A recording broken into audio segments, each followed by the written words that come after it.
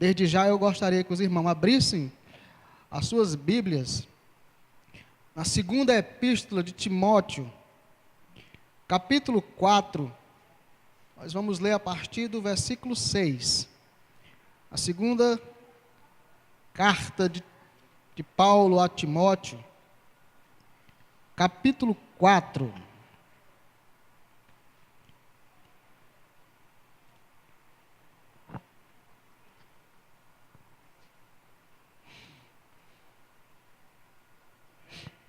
Amém, glória a Deus.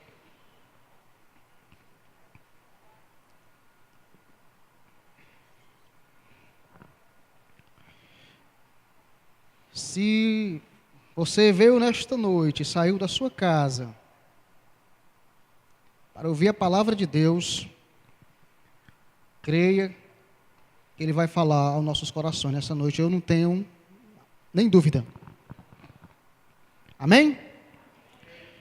Vamos ler comigo 2 Timóteo, capítulo 4, a partir do versículo 6.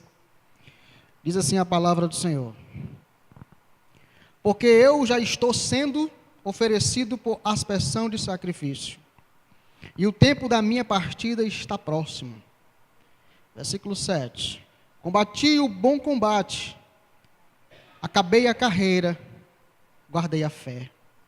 Desde agora, a coroa da justiça me está guardada, a qual o Senhor justo juiz me dará naquele dia. E não somente a mim, mas também a todos os que amarem a sua vinda. Amém? Glória a Deus. É um texto bastante conhecido da igreja, mas de uma profundidade enorme, quando paramos para nos deleitar a respeito disso aqui. Talvez você já tenha ouvido bastante ministração a respeito desse tema, muitas e muitas vezes, mas eu quero que você olhe com um olhar do contexto, o olhar a qual Paulo estava vivendo neste momento, e para quem ele estava escrevendo, a quem ele estava instruindo, o que essas palavras iam surtir de efeito na vida do leitor, e o que elas podem surtir de efeito hoje nas nossas vidas. Há quase 2000 anos isso foi escrito, mas ainda é impactante quando nós lemos. Então, se dermos uma olhada aqui, bem rápida, nós vamos ver que o apóstolo Paulo, ele faz um aparato da sua vida ministerial, ele faz uma análise da sua vida em 3 aspectos diferentes, em 3 tempos diferentes. Nós vamos ver aqui que no passado, no presente e no futuro. No versículo 6 ele está dizendo, porque eu já estou sendo oferecido em sacrifício. Ele está falando do presente momento da qual ele estava vivendo, ali naquela masmorra, preso, já prestes a ser sacrificado, já prestes a morrer, a passar pelo martírio. E depois ele vai traçar um outro parâmetro do seu passado. Ele vai falar que combateu um bom combate, completou a carreira e guardou a fé. Ele está falando da sua vida, do seu ministério no tempo passado. E ele vai também falar do futuro, o que esperava dele do futuro. Ele disse que tem um prêmio, e o prêmio era a coroa que estava guardada para ele, que Deus daria a ele e não somente a ele, ele já estende a nós, que amamos a vinda do Senhor. Então o apóstolo Paulo aqui ele faz esse resumo e diz, aqui você não vê ele se lamentando, eu vou morrer, eu estou preso, tanto que eu fiz para Deus, tantas igrejas que eu plantei, e agora eu me encontro aqui nesse sofrimento, já prestes a morrer. Você não vê o apóstolo aqui, de maneira nenhuma se lamentando, mesmo porque a carta é uma carta de instrução. Então você vai ver aqui, ele fala isso, e diz que tem um prêmio, e quem quer receber esse prêmio? Quem de nós quer receber esse prêmio como o apóstolo Paulo? Eu creio que todos nós queremos esse prêmio. Mas para recebermos, para tomarmos posse desse prêmio, nós temos que viver o versículo 7. Combater o bom combate, completar a nossa carreira e guardar a nossa fé. Isso é fundamental para alcançarmos esse prêmio, a coroa da justiça, que está reservada para nós. Então, desde o começo da jornada do apóstolo Paulo, ele faz ali um resumo, em poucas palavras, e sai essa preciosidade que está aqui. E quem de nós poderíamos afirmar no final da nossa vida, com tanta convicção, isso que foi dito aqui? Quem de nós poderíamos dizer, em poucas palavras, tudo isso que foi falado? O apóstolo Paulo está dizendo o seguinte: cumpri a minha missão, cumpri o ministério que foi me dado pelo Senhor. Um homem que, se nós dermos uma olhada nas cartas e no que ele escreveu, nós vamos ver que esse homem passou por tantas lutas, açoites, ele mesmo fala, prisões e muitas, naufrágio, fome, frio.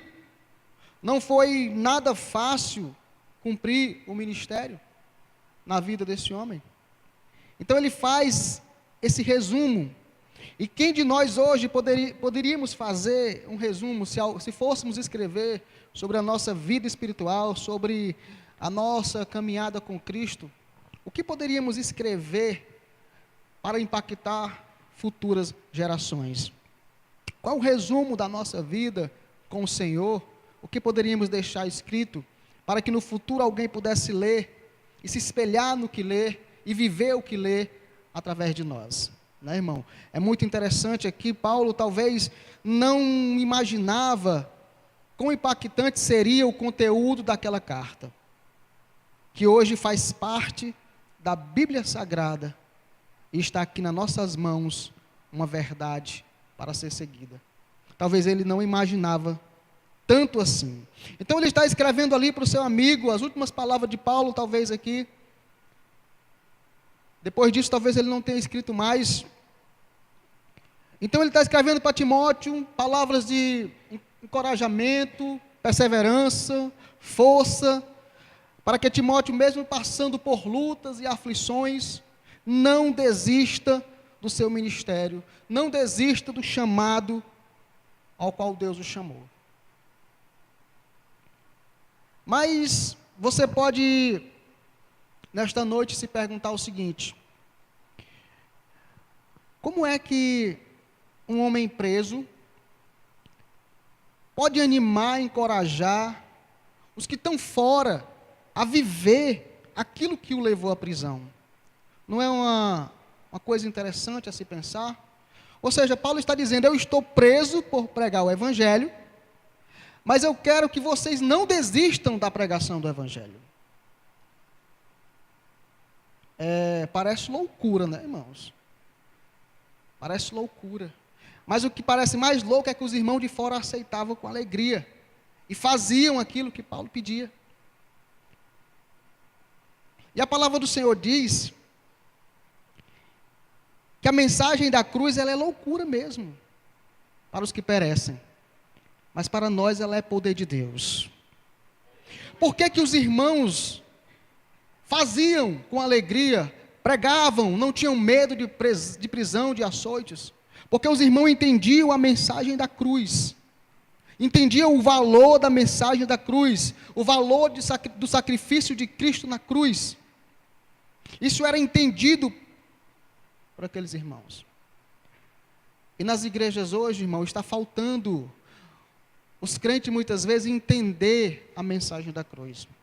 Talvez você tenha até escutado sobre a mensagem da cruz, mas você ainda não entendeu a mensagem da cruz. Qual a importância do sacrifício de Cristo? E que é essa mensagem da cruz que deve ser pregada? Eu acho que poucas igrejas falam da mensagem da cruz. Pouco se é pregado a cruz de Cristo. Se prega tudo, mas esqueceram de pregar o mais importante, que Cristo salva, cura e liberta e encaminha para o céu. Este é o propósito. Não tem outra coisa. Fora disso, não é pregação do Evangelho. Então o povo daquela época, os irmãos, tinham essa preocupação de anunciar Cristo, doa quem doer, doa a quem doer até na sua própria pele, como Paulo muitas vezes fez e fazia. Não queriam saber, queriam anunciar. Para o apóstolo Paulo não importava se estava preso ou se estava solto, o importante era anunciar a palavra de Deus.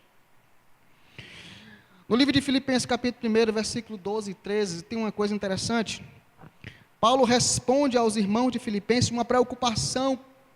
Os irmãos de Filipenses estavam preocupados com a prisão de Paulo. E ele responde o seguinte: irmãos, eu quero que vocês saibam que tudo tem um propósito. Não se preocupem por eu estar preso. Era necessário que eu viesse para cá. Porque eu estando aqui, eu preguei para toda a guarda pretoriana. Todos os guardas ouviram falar de Jesus. Então, o meu motivo de estar aqui é esse. Era para pregar o evangelho para este povo. Então, tinha um propósito, os irmãos estavam tristes, e ele alegrava os irmãos assim: se acalmem, eu estou bem. O evangelho de Cristo está sendo anunciado, não interessa de que maneira. Interessa que as pessoas escutem falar de Jesus. Isso era o mais importante para Paulo. E era assim a vida de Paulo, irmãos.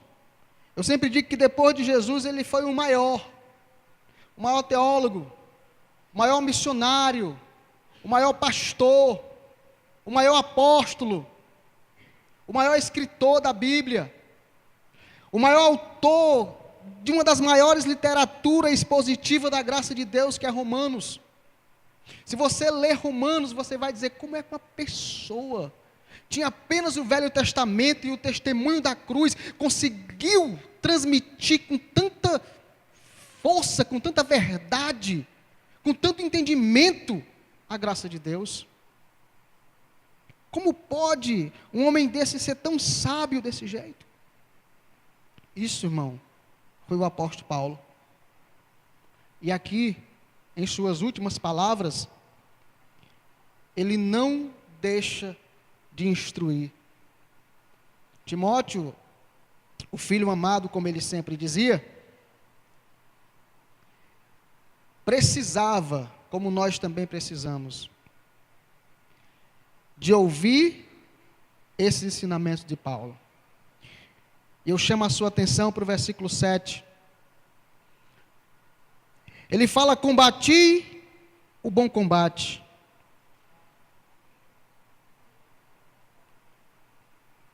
O combate que Paulo está falando aqui, irmão, não é uma batalha, literalmente falando, não é uma guerra, mas sim uma descrição analógica da vida do cristão, e de seu comportamento, e de sua perseverança na fé.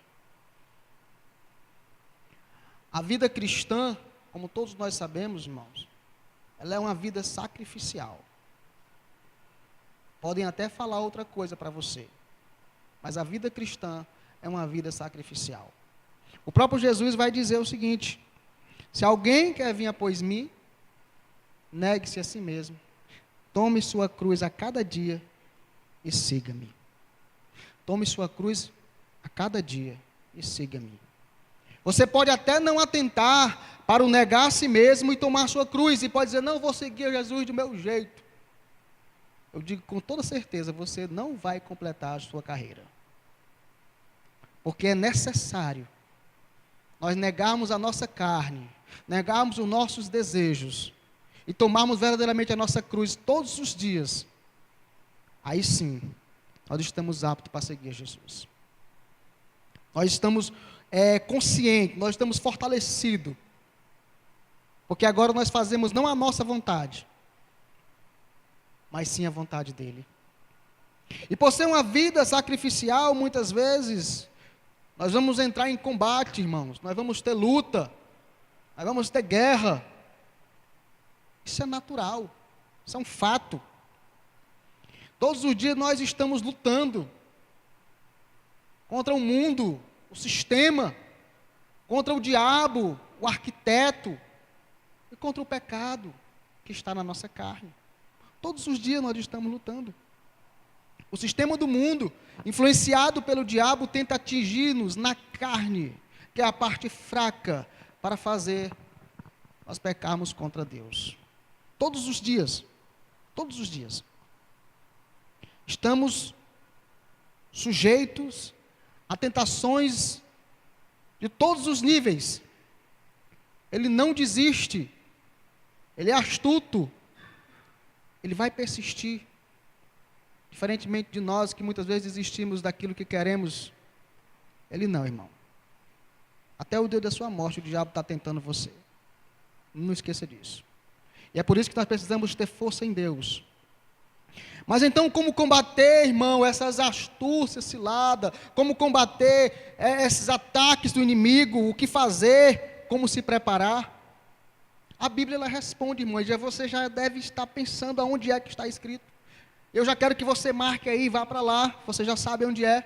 Efésios capítulo 6, a partir do versículo 11, vai dizer como você vai agir nesses momentos de batalha, nesses momentos de combate. Não esqueça de marcar que nós voltaremos para o texto de Timóteo.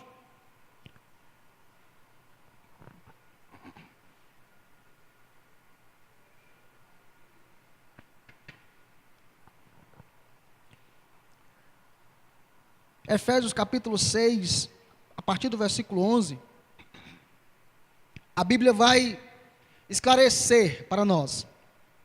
O próprio apóstolo Paulo escreve de como nós devemos nos comportar, o que é preciso para nos prepararmos para essas batalhas.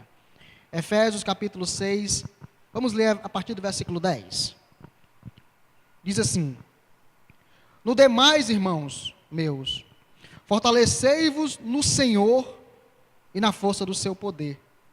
Revesti-vos de toda a armadura de Deus, para que possais estar firmes contra as astutas ciladas do diabo. Porque não temos que lutar contra carne e sangue, mas sim contra os principados, contra as potestades, contra os príncipes das trevas deste século, contra as hostes espirituais da maldade nos lugares celestiais. Portanto, tomai toda a armadura de Deus, para que possais resistir no dia mau, e havendo feito tudo, fica firme. Estai, pois, firme, tendo cingido os vossos lombos com a verdade, e revestido da couraça da justiça, e calçado os pés na preparação do evangelho da paz.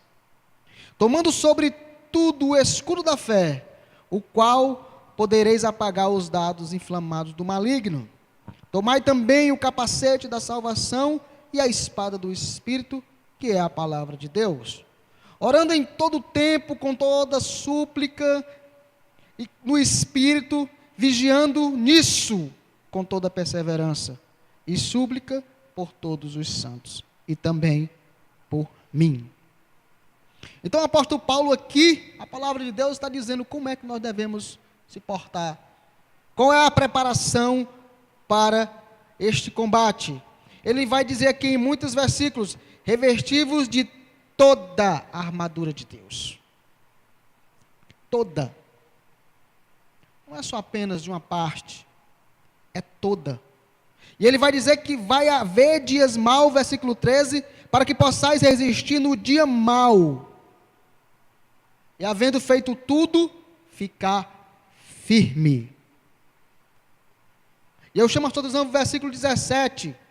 Tomai também o capacete da salvação e a espada do Espírito, que é a palavra de Deus.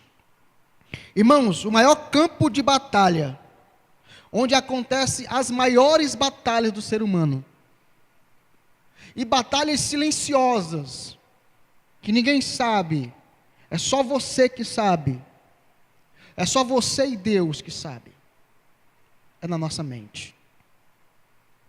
É o maior campo de batalha. Talvez você esteja passando por uma batalha ferrenha na sua mente. E você diz assim: Senhor, parece que eu estou só. Parece que não tem ninguém por mim. Parece que eu vou ser vencido. E é só você e Deus que sabe. Mas deixa eu te dizer uma coisa. Você não está só. Você nunca estará só. O que nós precisamos é de fé, irmãos, para crer nas promessas de Deus. De tanto se falar, parece uma coisa natural. E a gente leva palavra por palavra e não liga. Mas o Senhor Jesus falou que estaria conosco todos os dias, e Ele está conosco todos os dias. Mas assim a gente fala como já um jargão, mas esqueça o jargão e creia verdadeiramente nisso. Que não importa como você se sinta ou o que você esteja passando, Deus está com você. Todos os dias. Nós precisamos apenas crer. Então na mente acontecem as maiores batalhas. E é lá que nós somos derrotados, irmãos.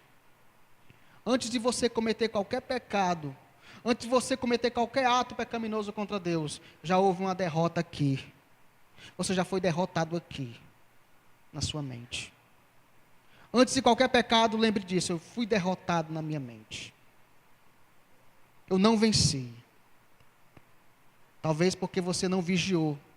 Ele fala aqui, olha, versículo 18, orando em todo tempo, vigiando no Espírito, perseverando nisso. Talvez nos faltou perseverança, talvez nos faltou oração, e nós fomos vencidos na nossa mente, e acabamos cometendo um pecado contra Deus. E deixa eu dizer uma coisa para você que parece, talvez você não creia, não acredite, mas o diabo conhece bem a sua mente, irmão. O diabo conhece bem a minha mente. E ele sabe onde pontuar. E muitas vezes nós sabemos disso e não fechamos a brecha. Você sabe qual é o seu ponto fraco. Você sabe onde é que o inimigo sempre pontua. Cabe a você, irmão, cabe a mim fechar, aparar as arestas. Sabe? Você sabe que ele vem sempre para o mesmo lugar. Ele bate sempre na mesma tecla. Conhece a nossa mente até mesmo mais do que nós. Então cabe a nós, irmãos, fecharmos toda brecha para que o diabo não venha ter vez nas nossas vidas. Fortalecei-vos em Deus. É Ele que nos ajuda, irmãos. É Ele que segura na nossa mão. É dele que vem a nossa força. E nele nós temos armas poderosas para vencer, para destruir fortalezas. Parece simples, né, a palavra de Deus? Para destruir fortalezas. Sabe o que é fortalezas, irmãos? Ele está se referindo aqui àquelas fortalezas de guerra. São equipamentos construídos muitas vezes à beira-mar, onde dali se lançava bala de canhão dos navios que vinham chegando para invadir os territórios. E aquilo é uma fortaleza porque ela dura de se derrubar, resistia muitas pancadas, resistia às forças das ondas, resistia às forças dos ventos. E a Bíblia diz que nós temos armas poderosas em Deus para destruir fortalezas, seja elas quais for que o inimigo tenha construído. Nós temos essas armas poderosas no Senhor. E quais são as armas, irmãos? Jejum, oração, leitura da palavra de Deus. Então tudo isso vai ser munição para que nós venhamos a lutar, a combater o bom combate. Não tem como se fortalecer em pé, irmão, se você não atentar para essas coisas aqui. Uma hora ou outra, o diabo vai lhe passar uma rasteira e você vai cair. Ele está aí, irmão, tentando de tudo, de todas as formas, para nos tirar da presença de Deus, para tentar acabar com a nossa vida espiritual. Você que tem um discernimento espiritual, no dia a dia você percebe as astúcias, a cilada, a sutileza, que nem parece que é o diabo, sabe? Mas é. Outrora nós não tínhamos esse entendimento, mas agora nós temos. Cabe a nós buscar resistir, buscando a nossa força em Deus. Continuando, o apóstolo Paulo diz que, voltando lá para Timóteo, capítulo 4, ele vai dizer o seguinte no versículo 7: acabei a carreira, terminei a carreira, concluir a carreira. O apóstolo usa aqui do simbolismo de uma corrida de obstáculo. Ele aponta o fato de que, pela graça de Deus, ele concluiu o seu ministério, ao qual ele foi chamado. Em nenhum momento o apóstolo ele se desviou do seu propósito, se desviou do serviço para o reino de Deus. Antes, com esforço, ele completou o seu ministério. Ele dizia que o que importava, irmão, era que o nome de Cristo fosse glorificado através da vida dele. O que importa é que o nome de Cristo seja glorificado através da minha vida.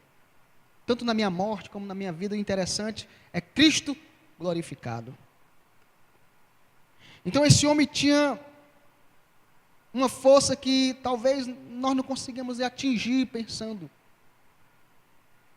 De como um homem poderia ser tão devoto a Deus, ao ministério de Deus, tanto amor esse homem tinha pelas almas, de passar por tanta coisa. É de se pensar, irmão, é de ficar maravilhado com a vida do apóstolo Paulo. Isso nos mostra que a nossa fé, a nossa vida cristã, irmão, ela tem um propósito. Nós temos uma carreira. Isso mostra um propósito na nossa vida. Deus tem um propósito para cada um de nós. E Ele quer executar esse propósito na nossa vida. Você não foi chamado para estar aí sentadinho, esquentando esses bancos, não, irmão. A sua vida espiritual tem um propósito. Não esqueça disso. Mas qual seria o propósito, irmão? Tem pessoas que se perguntam, né? O que é que eu posso fazer na obra de Deus? Qual é o meu chamado? Qual é o propósito que o Senhor tem comigo? O apóstolo Pedro, irmão, ele vai dizer o seguinte, na sua primeira carta, capítulo 2, versículo 9. Ele vai dizer o seguinte. Eu queria que você abrisse, irmão, hoje é um culto de doutrina, e eu preparei para ler com você, e eu queria que você abrisse. Primeira carta do apóstolo Pedro, capítulo 2, versículo 9. Aqui você vai descobrir qual é o propósito da sua vida cristã.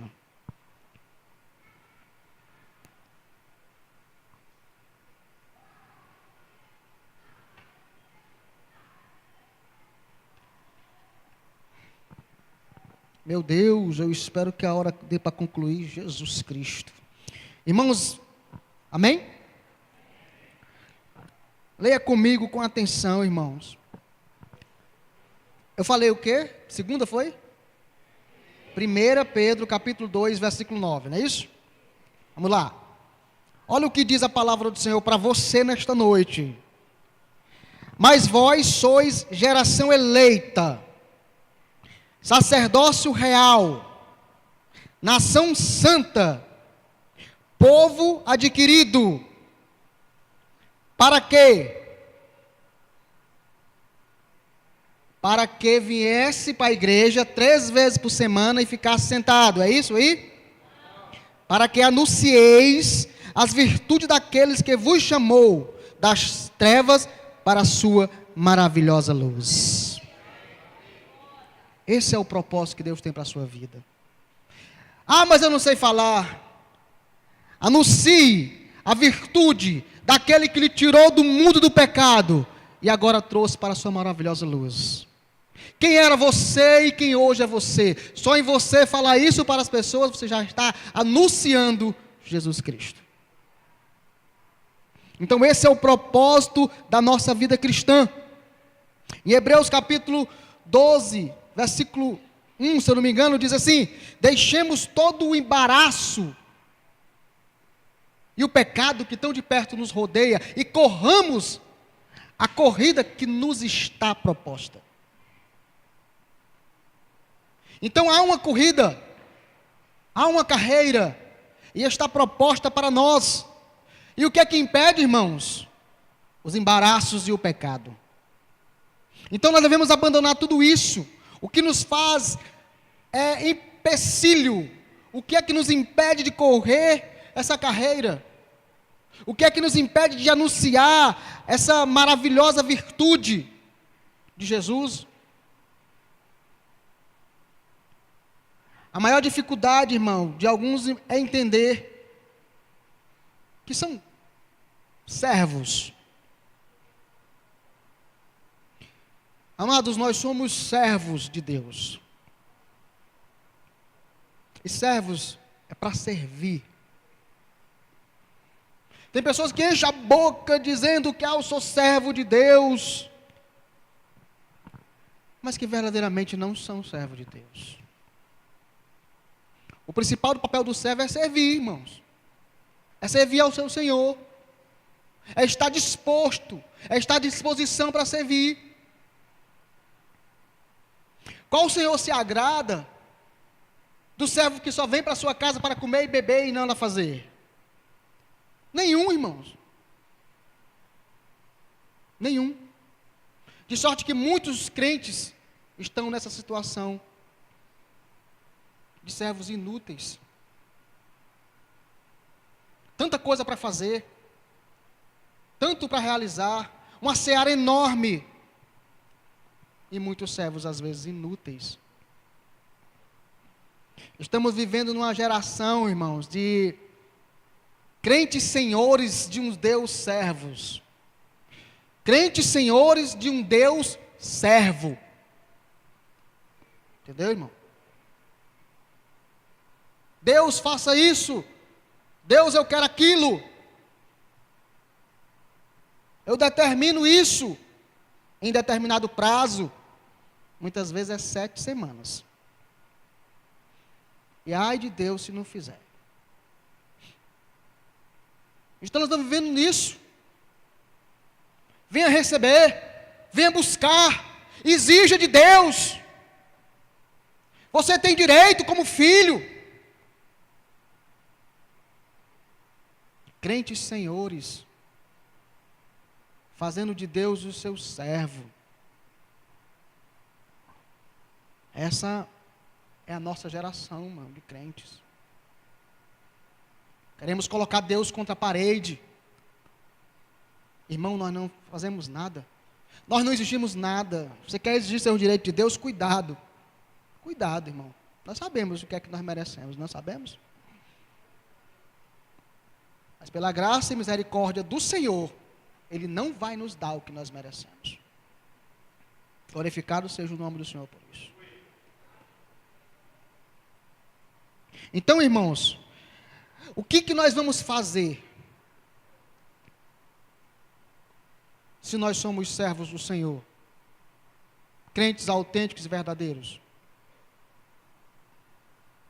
Vamos fazer aquilo que Deus manda fazer. Vamos fazer a vontade dEle.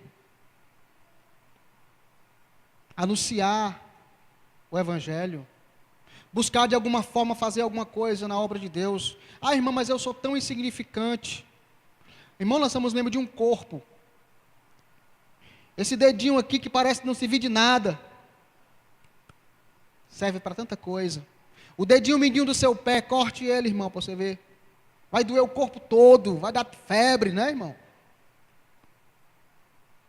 Você é muito importante na casa de Deus. Você tem muito valor para a obra do Senhor. Saiba disso, irmão. Você pode fazer. Basta você estar disposto a fazer. Prosseguindo o versículo, voltando para Timóteo. Acabei a carreira, guardei a fé. Guardei a fé. Mas por que guardei a fé?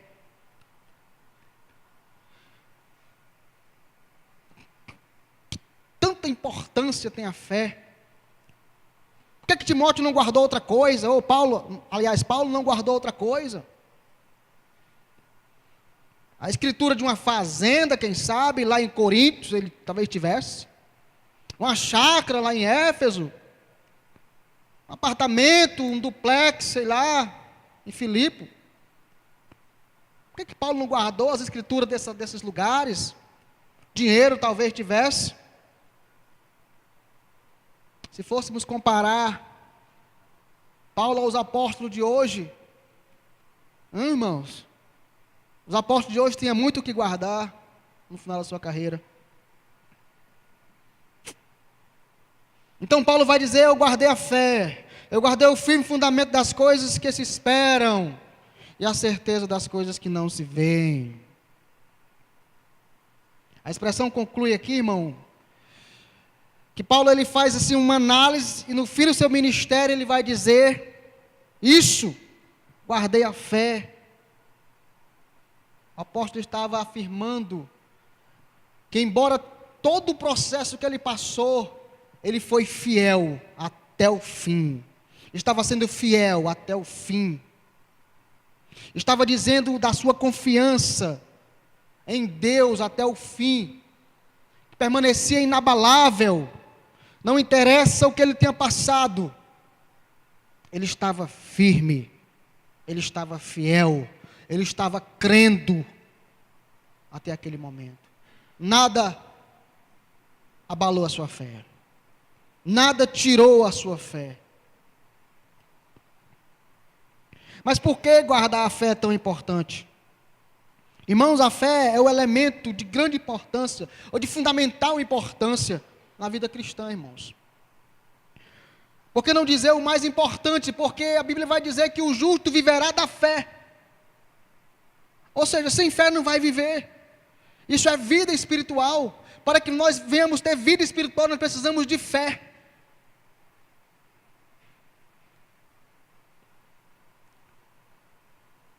E os benefícios da fé, eles são inúmeros nas nossas vidas. A fé, irmão, ela é um sentido do Espírito pela qual nós percebemos o mundo espiritual. Nós não podemos perceber o mundo espiritual com esses olhos, com esse ouvido, com as mãos, mas pela fé nós percebemos. Pela fé nós enxergamos. Pela fé nós sentimos. É pela fé, irmão. A fé pode muitas coisas. Jesus opera e operou milagres através da fé. Tanto hoje como no passado. O crente de fé, ele é agradável a Deus. Romanos 12, 11, 6. Sem fé é impossível agradar a Deus. Porque é necessário que todo aquele que chega a Ele creia que Ele existe. E que é recompensador de todos que o buscam. A fé é necessário. Então, irmãos, um outro benefício da fé, Jesus afirma que se tivéssemos fé, tamanho de um grão de mostarda, transportaríamos montes. Isso é uma coisa para que nós pensarmos, irmãos. Ou seja, faria o impossível através da fé. A fé age diretamente no processo de salvação. Porque pela graça nós somos salvos, mas é mediante a fé. A fé se torna uma avenida que nos leva à graça de Deus, que nos leva à salvação. Tudo recebemos pela fé, irmão. Tudo na nossa vida depende da fé. Por isso ela é tão importante na vida cristã. Pela fé somos justificados dos nossos pecados e temos paz com Deus. Deixamos de ser inimigo de Deus. Pela fé. Portanto, a grande importância de guardarmos a fé. Deixa eu avisar uma coisa para você. Cuidado, que o inimigo quer destruir a nossa fé. Quer comer a nossa fé. Comer, irmão, destruir, consumir. O mesmo apóstolo Pedro, em 1 Pedro, capítulo 5, versículo 8 e 9, ele vai dizer o seguinte, não precisa abrir. Sede sóbrio e vigiai, porque o diabo, vosso adversário, anda ao derredor, bramando como um leão, buscando a quem possa tragar. Ao diabo, resistir firmes na fé. Sabendo que as aflições se cumprem não só em vocês, mas nos vossos irmãos espalhados pelo mundo. O diabo anda bramando como um leão buscando a quem tragar. Ele quer tragar a sua carne, irmão, seus músculos, Não, ele quer tragar a sua fé. Ele quer destruir a sua fé para destruir a sua vida espiritual com Deus. Aí depois daí, ele pode tentar destruir a sua vida material. Irmão, se engana quem pensa que o diabo quer matar um crente. Primeiro ele quer desviar o crente, aí depois ele mata o crente. Porque ele não vai ter nenhum proveito matando um crente. Ele não vai ter proveito, ele não vai ganhar esta alma. Agora um desviado, irmão, aí sim.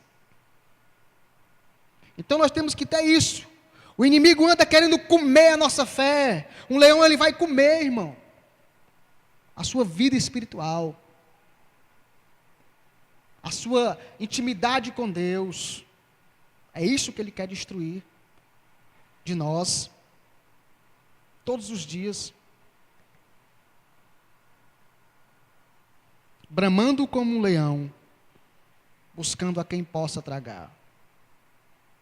Quem será a bola da vez, digamos assim, né, irmãos? Por isso nós temos que estar firmes na nossa fé. E neste intuito, irmão, de destruir a nossa fé, muitas vezes ele vai usar a sua sutileza, as adversidades, ele usa as adversidades da nossa vida. Nós estamos estudando aqui na escola bíblica. Se você não está vindo, irmão, você está perdendo um bocado de coisa da escola bíblica, importante para a sua vida espiritual. Nós estamos estudando aqui, vencendo as aflições da vida, como vencer as aflições da vida. E é nas aflições da vida que muitas vezes o inimigo usa, ou atenua essas aflições da vida, para tentar nos afastar de Deus. Rapaz, tu é crente, está passando por isso. Será que Deus está te ouvindo mesmo? Será que Deus gosta de tu mesmo, rapaz? E quais são as aflições da vida, irmão? Perdas. São perdas muitas vezes. Falta de dinheiro é uma aflição da vida, nós vemos aqui.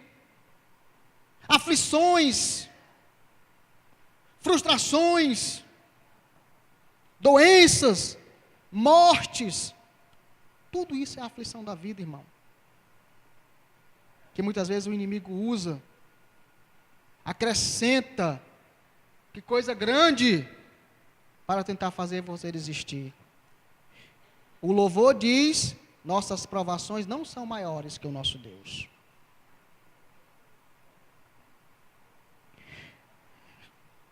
E muitas vezes, irmãos, as aflições da vida nos afastam da presença de Deus. A Bíblia diz que nada poderá nos separar do amor de Deus. E ele fala justamente das aflições da vida: morte, fome, espada, frio, nudez, perseguição. Diz que não pode.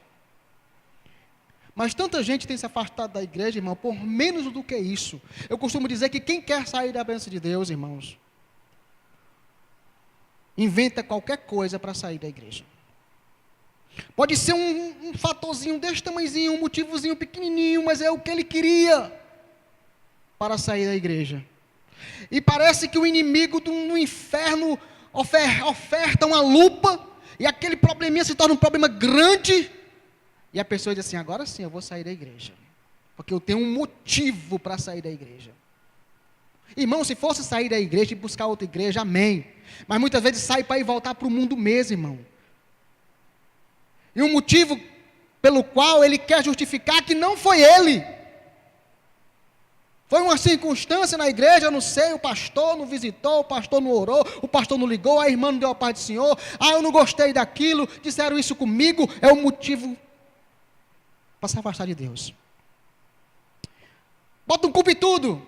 Chega até a dizer: aquela igreja é muito fria, não sei o quê, os irmãos são frios.